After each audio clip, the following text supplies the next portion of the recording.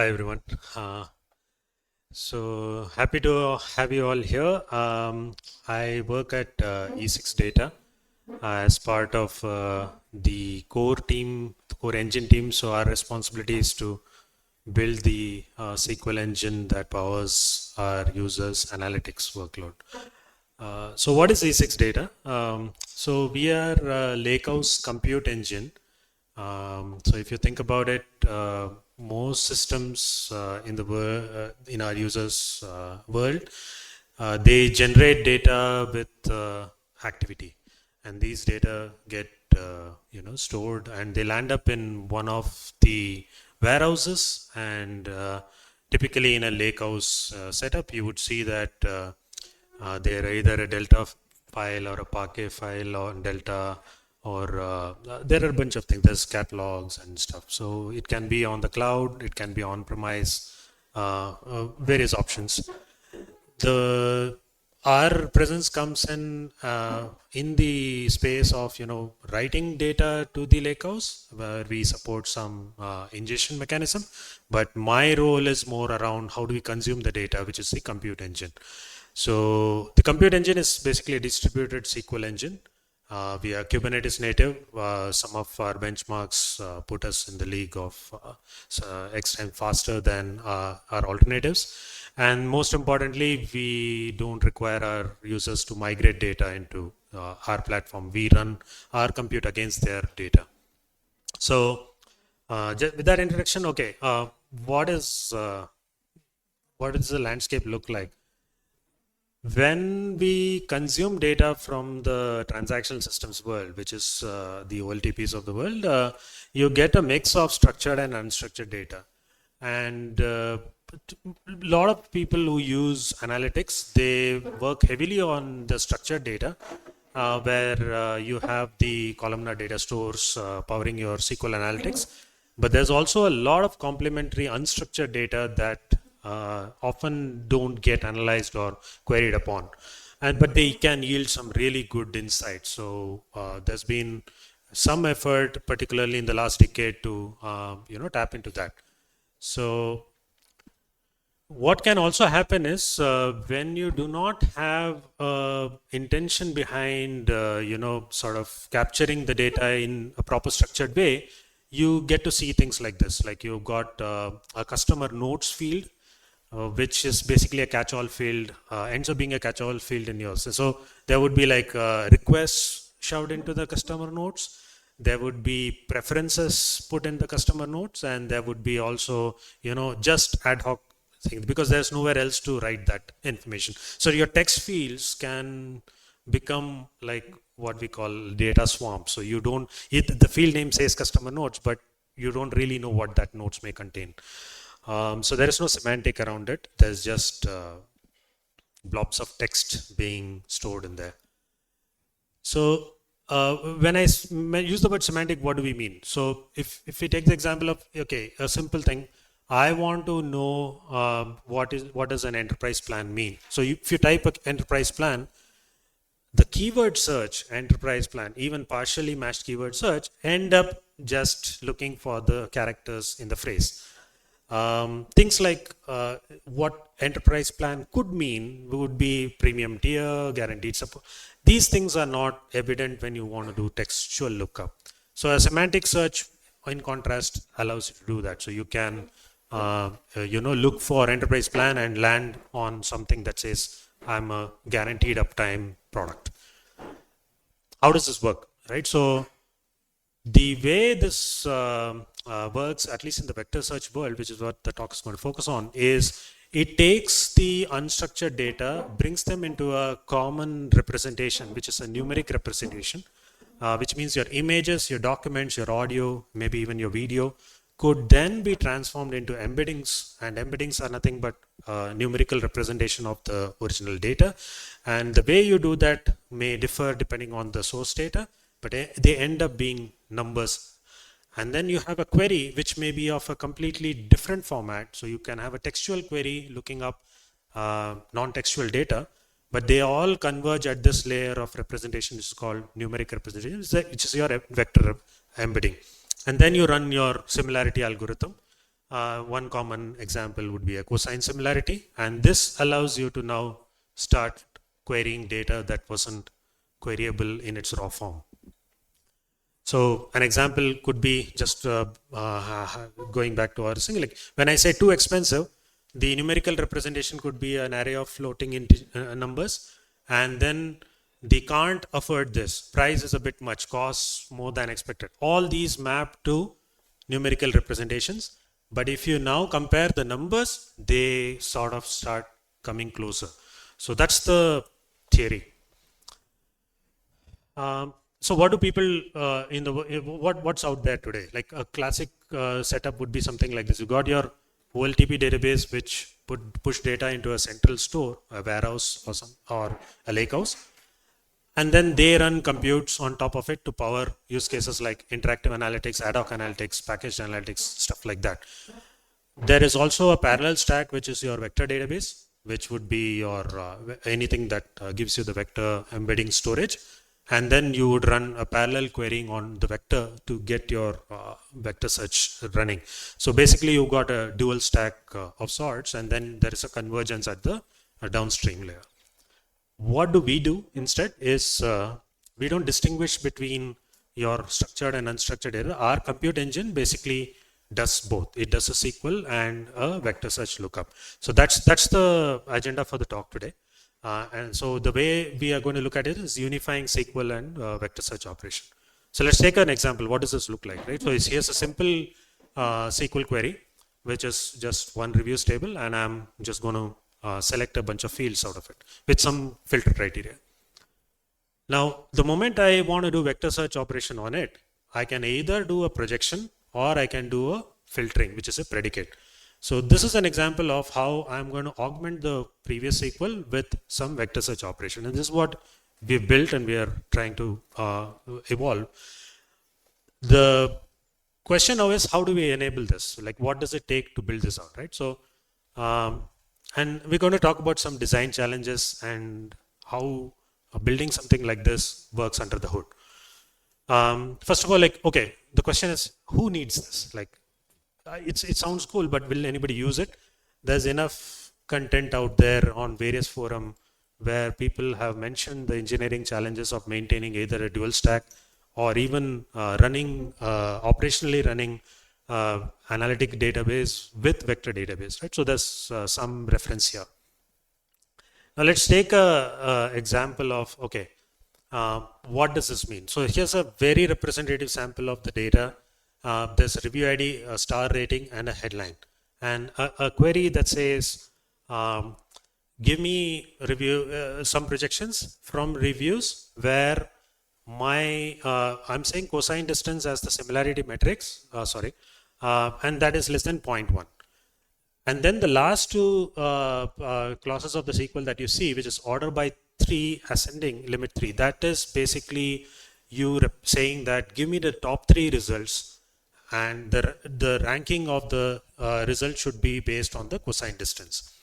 So this is called, in vector search world, this is what we call as the k nearest neighbor, or sometimes it's referred to a and n, where a is an approximation of that.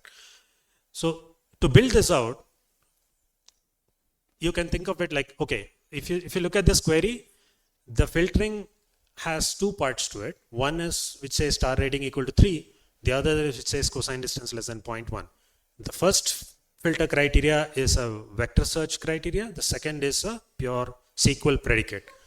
Now, when I want to run this in my compute engine, I have 2 options. Basically, I do either the SQL filtering first, and then whatever is qualifying out, I run vector search within that space, or I do the vector search first, and whatever is my result, I run the SQL predicate on top of it. And with reference to vector search, whichever operation happens, the terminology is pre-filter or a post-filter. So in pre-filter, you run SQL first. Thus, in the reducer space, you do vector search on it. In post-filter, it's the inverse. So how does it work? Let's say that was the data set we are looking at. So in a post-filter mechanism, I'll talk about that first. You would say cosine distance less than 0.1. So any text that doesn't meet awesome product with good delivery, which is a positive note sentiment, they get filtered out. And then you apply star ratings equal to 3, and then it's a scenario where you can get no results matched. And contrast this with what will happen in a pre-filter world. So first you apply the star ratings equal to 3, which means you only have 2 rows which are qualifying, and then you do a cosine distance on it, and then you run a limit on it, and you get 2 results. So of course this is 10 records is nothing. If you run it at scale, you may get results even in post-filter scenario. But the key point being that your post-filter is often easier to implement and roll out, because you can think of it like you have a SQL engine which is giving you a result set, and in that result set you do a vector search on top of it. So it's an engineering point of view it's often simpler to implement. But the compromise is since you are doing a vector search first, and the vector search doesn't understand the SQL constructs, the qualifying results may actually prune out what should have qualified. So there is good amount of over pruning, and there's a loss of accuracy as well. And it can be slower from a latency point of view because you're doing operations in sequence. Pre-filter yields better accuracy, especially in the unified SQL plus vector search world. It can be faster depending on how you design it, and we'll talk about some of that in the subsequent slides. But it can be significantly more complicated to implement. And what are those few things? So we in E6 use pre-filtering approach. So which means we run SQL first, we reduce the search space, and then we do the vector search on top of it. And it goes well with our SQL engine architecture, which is a bottom-up architecture. And if I distill the previous query and remove the filter, my SQL plan on the right side for that query, which is select blah blah from reviews where stars equal to 3, ends up in a SQL plan representation of what you see in the bottom. The reason I want to emphasize here is basically there are 2 key components of a SQL engine that we need to worry about. One is what we call a planner, and the other is what we call an executor. So in the planning phase, what happens, and how pre-filtering can be beneficial there. Basically, if you see the projections coming out of your SQL, which is a review ID and a cosine distance, one is a raw read of your source data, which is if you have a table, you're just reading one field, one column, and you are displaying the results. The other is a function. It transforms your raw data into something, and it gives you. It can be a pure SQL function like maybe an upper or lower, which means you're just changing the case. Or in this case, it is a cosine distance, which means I have 2 inputs, the column and a text. So I'm going to do that. So when I'm planning for it, I need to know how expensive my query is going to be. And the planner's job, there are 2 things. One is it will convert the textual SQL to a representation like this, which is a plan to execute it. The other key nuanced responsibility of a planner is how do I optimize it so that my operation can be the most efficient in its execution. So the second bit is where vector search particularly matters more, because often the vector computational cost is higher than a read cost. So by doing this pre-filtering, what we are now enabling is our planner now becomes aware that there's a vector search operation, and what it does is it splits the projections, and if I have a filter, it can split the filter. It can shuffle the order in which your vector search operations can be delayed or aggressive, so that overall the estimated cost of running a query can be computed keeping in account that there is going to be a vector search operation. And this is true for any generic SQL. We do this cost-based optimization to say what is the most efficient way of running a SQL query. So that's a bit on the planner. What happens in the execution? Now, in order for a SQL engine to be effective, there are various costs when you want to read data. You have to tap into the file system. You have to read it. So you have to be efficient in reading that. After reading it, you are applying the filters. So if you read all the data and then start eliminating, you can think of it being slightly more inefficient. Whereas the other approach would be at the time of read, you skip the parts that you know that you're not going to use at all.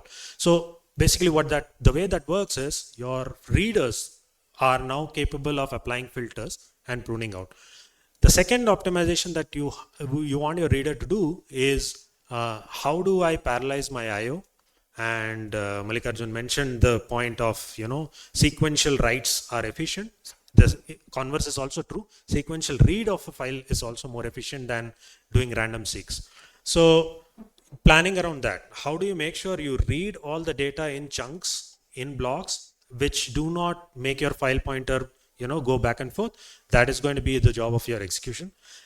And we'll talk more around that later. Like basically, now you're reading two things. You're reading your source files, which is your table data, and you're also reading the vector embedding representations. How do we read them in tandem so that you can apply the operations together as opposed to them being sequential one after the other? So the first point, the design challenge that you need to worry about is this. Let's say you have a text embedding model that has a token length of, let's say, 8192, but more importantly, a dimension of 768, which means any text input that you give to the model, it will give me a float array of 768 length.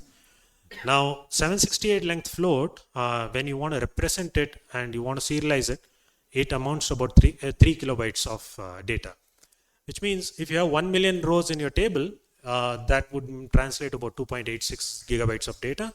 And at billion row scale, you are now hitting 2861 GB or that. So basically the message here is, if you want to hold your embeddings in memory to run the computation, you are limited by how many rows you can support in a single node.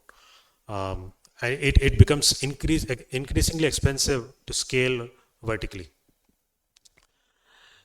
One way to address this high memory problem is, what if I can reduce my representation of vector to a much more compressed format? And typically quantization is a technique that is used. There are different algorithms to do quantization. We've used what we call a binary quantization, and what it essentially translates to is what you're seeing in the screen. So you've got floating numbers, you map it to zeros and ones. And why this helps is, now what was 16 bytes on the left side is half a byte on the right side. So there's a compression ratio of 32 to 1 that you can achieve by doing binary quantization. The challenge is, if binary quantization would give you that much storage efficiency, why not use that in the first place? Why do you even need floating point number? We'll come to that. The thing is, quantization is quite lossy, and I'll talk about that in a bit. But now, the key thing is, in our SQL, we are using cosine distance as the metric between similarity between two vectors. But once you binary quantize it, you can't use cosine distance anymore. So how do I use even the quantized value? The math is that beyond a certain dimension, the Hamming distance between two binary quantized vector, which is essentially, I'll talk more about that also, is proportional to the cosine distance, equivalent cosine distance of the floating point vectors. So by just this math alone, you can now estimate the relative order of binary quantized vectors as if we are computing them on the full resolution floating point vectors. So that is one technique that we look at, and there is a blog by Gina. These folks have some benchmarks and results for you to refer to. So what is Hamming distance? Hamming distance, basically, if you have two binary vectors, you want to compute the number of bits where the two vectors are differing. So basically, it's an XOR operation between two bit sets. Why is that so efficient? Firstly, the compression that we saw, it is 32 times smaller. So the amount of data read is significantly smaller. More importantly, to compute the XOR between the two, there is highly CPU optimized implementation already available in most languages. For example, in Java, if we do an integer.popcount, and if you go look at the implementation, it uses the underlying hardware native instructions to compute this. So it's very, very fast compared to computing the cosine distance. So by doing binary quantization, we can get an estimate of the scores, not the actual ones, really, really fast at scale. So what is the catch? The catch is quantization is lossy, as I mentioned, and it needs to be compensated for. So how do we do that?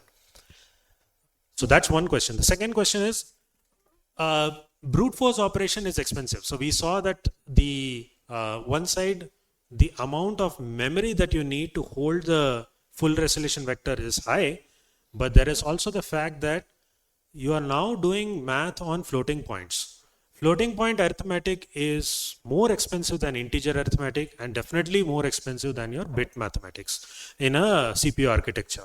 So that contributes significantly when you're processing data at billions of rows. Every little bit just adds up to your latency. So that's one. And secondly, you are now looking at applying the distance functions for all the, because since it's a search operation, you have to go through the list, figure out the ones that are like the cost of each one, the similarity score of each one, re-rank them, and then get the top matches. So you can't get away without computing distance function on the entire search domain. So both of these points make brute force operation very expensive. And this is the reason why most vector databases shy away from doing brute force. It's okay till a certain scale or at an experiment, but production grade systems rarely use brute force on this. So I mentioned about the quantization. So what happens? So if you look at the baseline on the right, this graph, the first graph here, this is your recall when you are computing the similarity score against the raw vectors, which is your floating point numbers.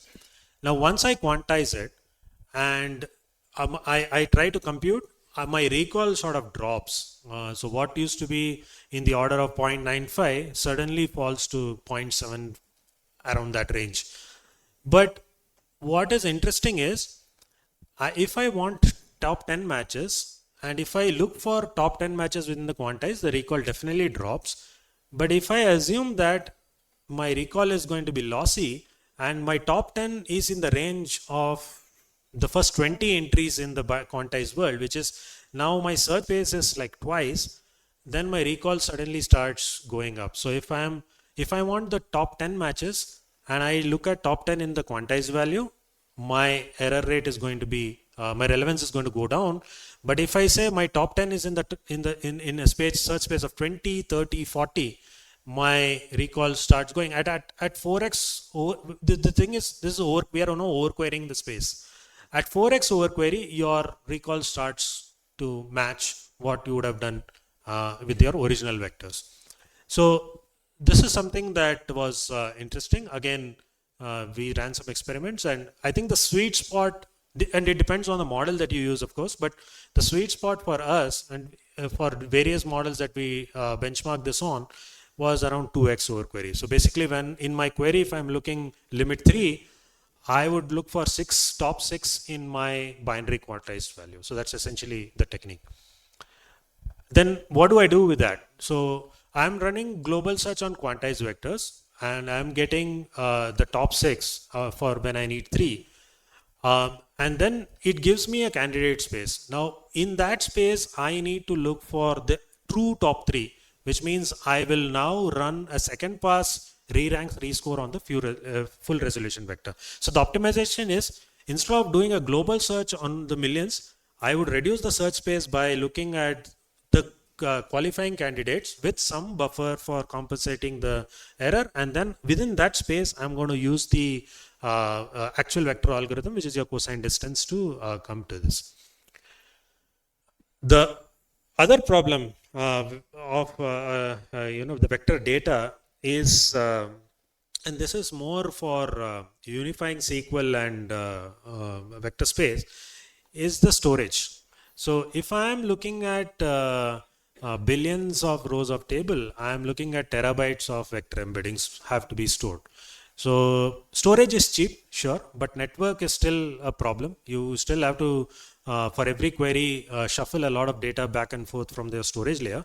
So that leads to latency and also cost. Now, with our query, the example, and we can do a walkthrough in a bit, we are already reducing the search space by applying the SQL constructs first. So now A side effect of that is you will get a list of candidates that qualify your SQL filtering. Within those candidates, you need to do your vector search. So how do I fetch the embeddings for those candidates, right? So I have a bunch of identifiers. I need to fetch the embeddings for that. A lot of vector storage engines do not do point style lookups for a reason. They optimize their storage for algorithms that would be used for search. So if you want to run ANN search on top of your vector DB, then you want to push down your nearest neighbor search down to the as much as possible.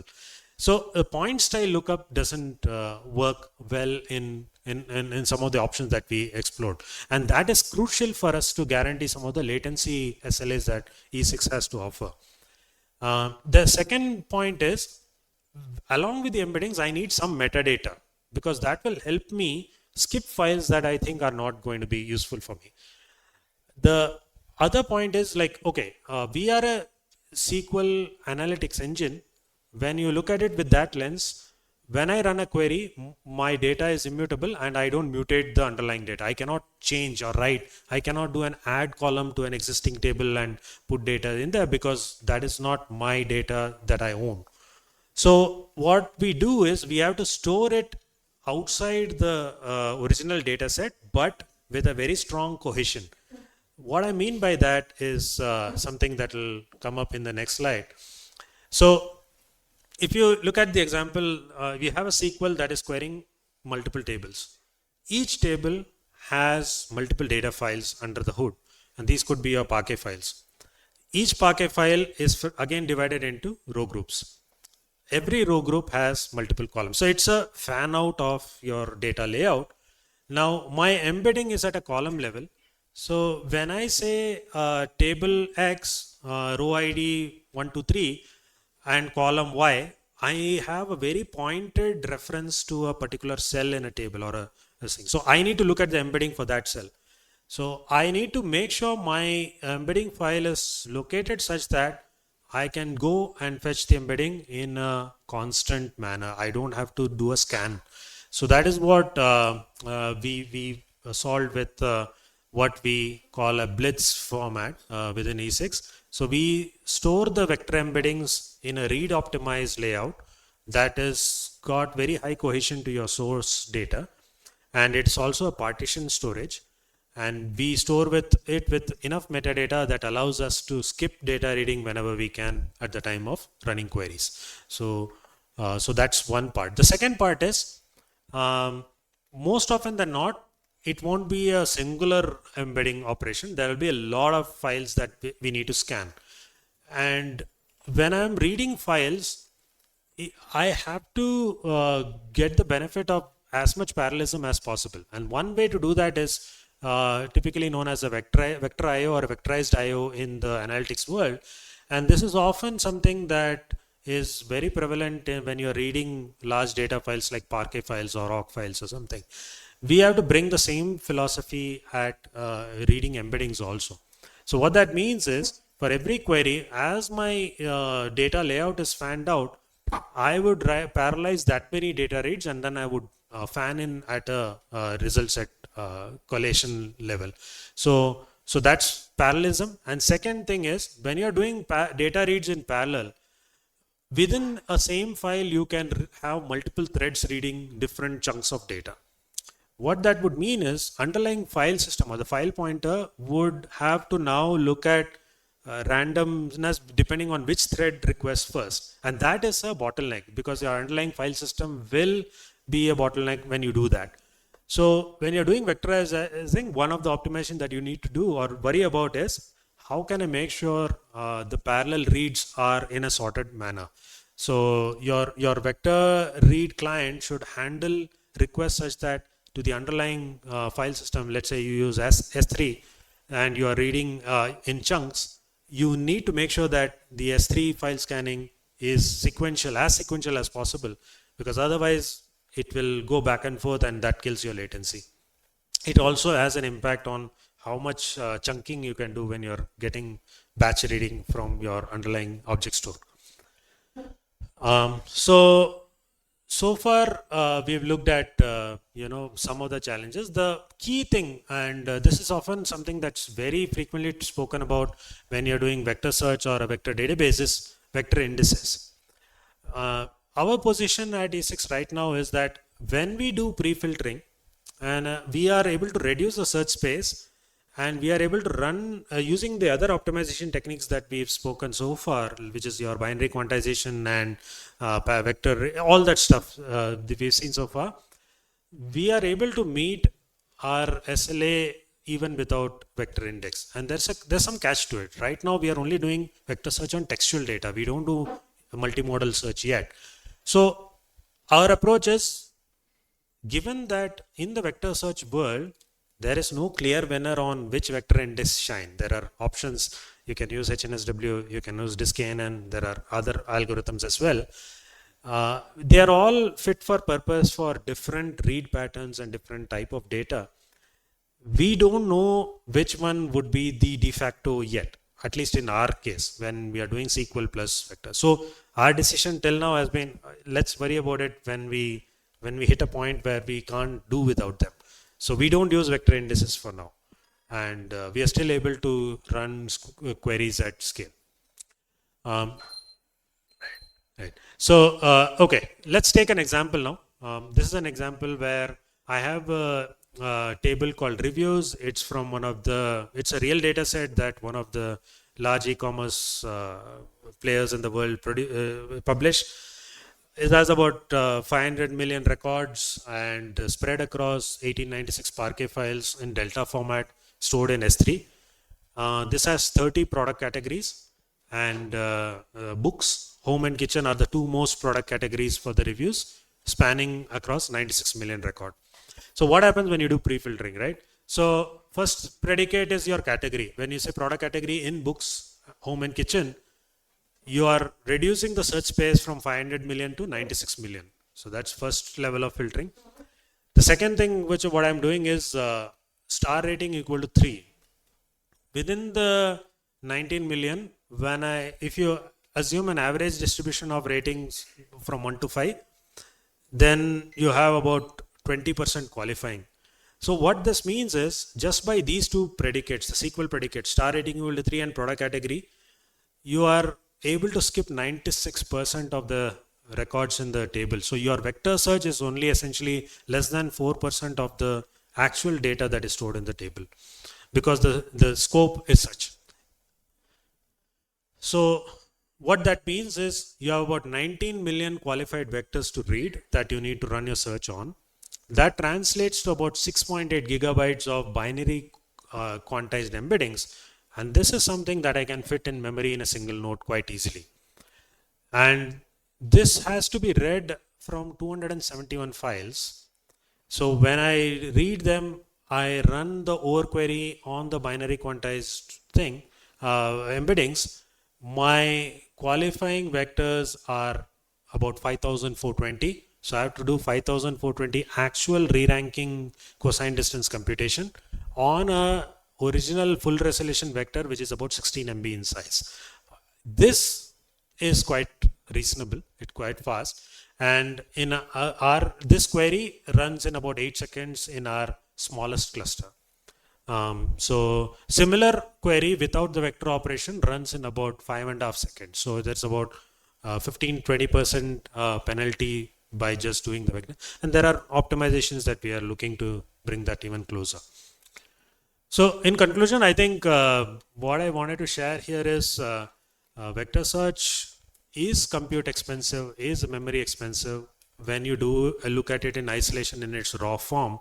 And that's the nature of the data and the algorithm. But you can pick some strategies that can help optimize some of this. One is your pre-filtering. The second is your quantization. By optimizing or being slightly smart in the way you organize your embeddings data, so that you don't have one file with all the embeddings or one store with all the embeddings that you need to scan. And lastly, when you do this two-pass filtering technique where you eliminate candidates which you know won't qualify for your final result set anyway, by using cheaper strategies and then re-ranking them using the actual metric.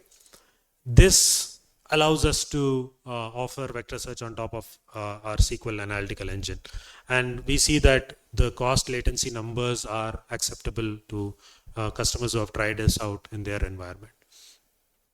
So what's next for us? I think right now our embeddings are stored in a raw blitz file. We would like to use a table format, so updates and deletes can be handled well. We don't have to solve for those.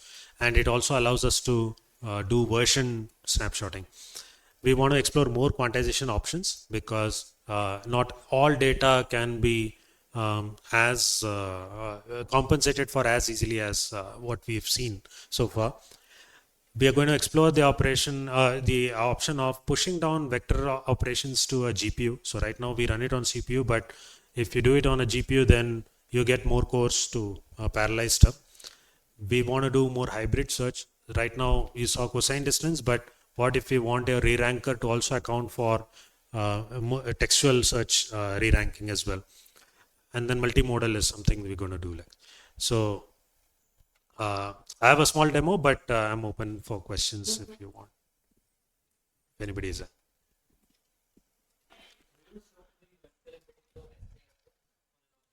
Yeah, so the question is, do we store the vector embeddings also on S3 or an object store? Answer is yes. We are lakehouse native, so one of the design philosophies intentionally being all the data being on the lakehouse, so, which means even our embeddings are stored on the lakehouse. Yes, please.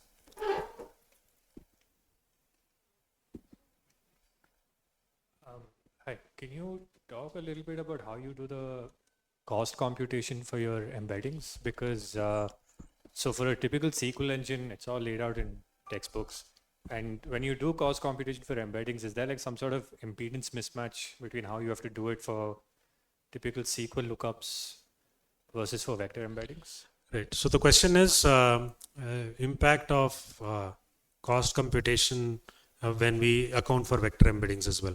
So really, I think there are two things that contribute to how our planner would estimate the cost of a vector operation. One is statistics. So if your Metastore or any other means has the knowledge that there are these many embeddings, these many dimensions, these are the underlying data format and all that stuff, you can assume and you can have an estimate of how many operations every vector predicate or a projection would involve. So that's one way of getting an estimate. The more reliable way is what we look at from a historic view. So the first query we will have some estimate. You run the query, you have the actual cost, you know the delta, so you do some correction, and then over time you see that on a particular table, when you want to do vector search on a particular field, it accounts to some estimated cost. So it basically acts as a augmenting factor on top of your theoretical estimation. So those are two things where we generally look at optimization based on costs.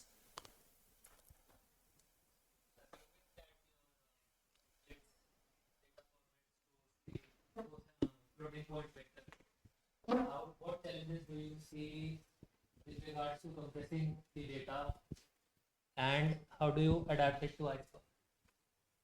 So the question is, in the Blitz file format that we showed, if you are storing the raw vectors, which is cosine, what are the challenges around compressing the data, and how does the iceberg compatibility work, right? So there are different compression techniques that you can use when you're storing, just from a storage optimization point of view. One of the things we played around is using the snappy compression, which even our Parquet files do. The key thing there is we are not worried about the storage footprint yet. I think the main concern with data size is the I/O, and that's where compression would help. But more importantly, when I'm loading it in memory, I don't have that. So there are compression algorithms that exist today that we can apply on top of Blitz directly, even if it is floating point. It doesn't hurt. But we have not done that yet because we want to see the impact of, like, we don't want to move the benchmark numbers just by adding that compression decompression overhead yet. But to your answer, yes, when you are storing it in a production setup, we would compress and store it. On the iceberg part, I think it's more about what iceberg or delta would apply on top of it, because this is going to be seen as like how you store Parquet on iceberg. We're going to store Blitz on iceberg with the version metadata and the logs and the diffs and all that stuff. So we don't see that being very different from how you'd store Parquet on iceberg. Yeah. So I was curious, so in terms of reducing the search space, either it is SQL based or this, what are the kind of use cases that you have, so that have you considered using some probabilistic methods of reducing the search space to begin with, rather than being exactly precise, which I interpret currently? Right. So the question is, we spoke about reducing the search space. What are the options that we have explored? Can we look at some probabilistic way of reducing? So there are two things to that. One is, if you are doing a pure text search, what you say makes sense, wherein you are trying to preempt the intent, you're trying to understand what the user would want based on other additional data points, and then reduce the search space accordingly. But when you're doing it unified with SQL, often it is explicit. In this case, with the queries that we saw was saying, give me amazingly good as a match of a review headline, but the rating is actually 3.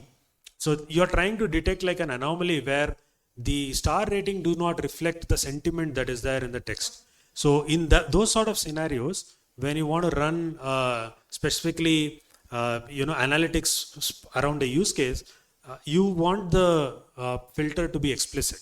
But you're right, you can do probabilistic stuff on top of it. The key thing is it will not impact the search as much as it impacts the re-ranking, wherein you go and you want to know which ones rank over the other, that sort of a thing. So how well is cosine similarity? Cosine similarity is one of the basics when it comes to a semantic search. So did you guys also try something else in the similarity search? Yeah, so the question is, did we try something other than cosine similarity for similarity search? There are algorithms that other engines use, and they exist. So basically, vectors are nothing but two set of numbers, and the way you want to compare them, there can be more than one base. The often seen examples are, Euclidean distance, Manhattan distance, some call it L1, L2 distance, there are Hamming distance, we saw that. The key thing is to understand what the vectors represent. In this case, vectors are a representation of text. So when you use a text embedding model and generate vectors, the models generate numbers such that if you plot them on a vector map, the angular distance between the two vectors represent how distant or how different they are, as opposed to anything else like magnitude or something. So when you want to measure angular distance between two vectors, it is the cosine angle between them, the radial difference, and that's where the cosine distance comes in. The maths around computing any other thing is very simple. We have functions to do that, but when you want to find text similarity, most often than not, you want to use cosine distance as a metric. Okay. The same may not apply if you want to compare a text with an image. You may want to have different distance metric or distance function in that case. Okay. One more thing, you said in quantization you directly went from, let's suppose, FP16 to binary quantization. So since your query is a time bound, let's suppose you have to answer a query in 8 seconds. Did you also try something like FP4 or some lesser quantization? Yeah. So question is, why go directly to the bit level? Yeah. Why not have maybe a compromise on loss versus accuracy? Correct. That's the thing. So most models let you decide what resolution you want your vectors. Your full resolutions are FP, floating points. You can have an integer. You can have various level of losses. The key thing is, we know that if it is not full resolution, we have to compensate for it. Correct. So, and if you have to compensate for it, the idea is that we don't want to score yet on the quantized value. we want an estimate of how similar it is to the original query text so that I can eliminate the non-candidates rather than picking the relevance, right? So it's more of a filter to eliminate data. And there, I think by getting into the bit level mathematics, we get that very cheap with bits. But we could do that on integer as well, except that it may or may not make compression or compute as efficient as it is at a bit level. Okay. I mean, what is your gold standard? Like, in how much time you want to answer a query? There is no gold standard. It's an evolving space. You only have benchmarks, and the benchmarks are changing. So if you go to Hugging Face, there is a massive text embedding benchmark, Yeah, and MTEB. MTEB, and some of the models have been competing. They were in the same range. Suddenly, Google put Gemini in there, and it's thrown everything else out of the park. So the space is very nascent when it comes to production readiness, I would say. But there is enough tooling out there for people to actually start using it. Most of the production use cases are probably proprietary, right? You will see the very proprietary search engines using them more than it being a commodity product yet. Okay. Okay. Thank you. Awesome. Anything else, or else I think we are good on time as well. Right. Thank you so much. Thank you all, folks.